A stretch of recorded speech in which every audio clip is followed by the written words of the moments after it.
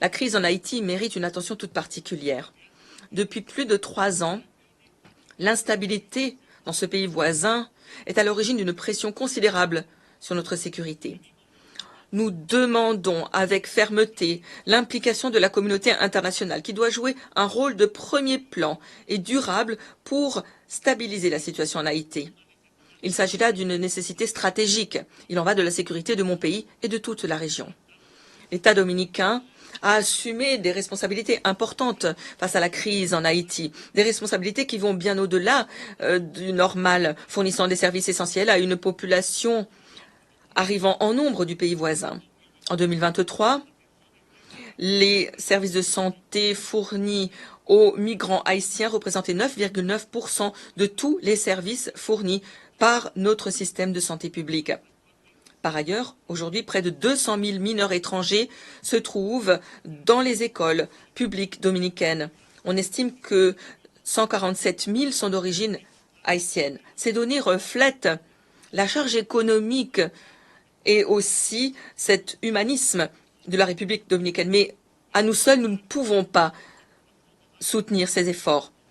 Plusieurs résolutions ont été adoptées au Conseil de sécurité et enfin, l'on a pu commencer à envisager un chemin vers la stabilité avec la création du Conseil présidentiel de transition et l'arrivée de la mission multilatérale d'appui à la sécurité en Haïti. Je saisis l'occasion qui m'est offerte de remercier le Kenya et le président Ruto qui ont détaché la plupart des effectifs qui appuient la police nationale haïtienne et merci aux États-Unis qui assument une charge financière et logistique extrêmement importante. Merci aussi à la Jamaïque, aux Bahamas, à El Salvador, qui ont aussi contribué à cet effort. Merci à la CARICOM, des efforts déployés en faveur du dialogue et de la concertation en Haïti. Mais à ce jour, seuls 400 membres de la MSS ont été déployés. Or, nous en avons besoin d'au moins 2000 pour qu'elle puisse fonctionner. Et pourtant, aujourd'hui, le fonds d'affectation spéciale pour Haïti n'est pas doté des ressources nécessaires pour parvenir au plein déploiement de cette force et atteindre les objectifs de pacification et d'appui à la tenue à terme d'élections libres, justes et transparentes.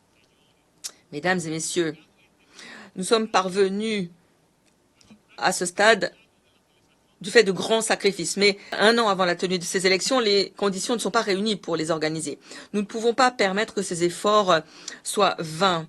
Sinon, l'effondrement d'Haïti sera imminent. Et l'effondrement aura des conséquences qui dépasseront le pays, toucheront toute la région. La mission est source d'espoir et nous permet d'espérer un retour à la normalité. Un échec signifierait d'opter pour des mesures radicales pour préserver notre sécurité nationale. Il est inacceptable à ce stade que certains des pays qui sont à l'origine de la situation en Haïti ou se sont engagés à trouver une solution n'aient pas respecté pleinement leurs promesses. La sécurité nationale de mon pays est en jeu et tant qu'elle le sera, je ne cesserai pas d'exiger la stabilité d'Haïti.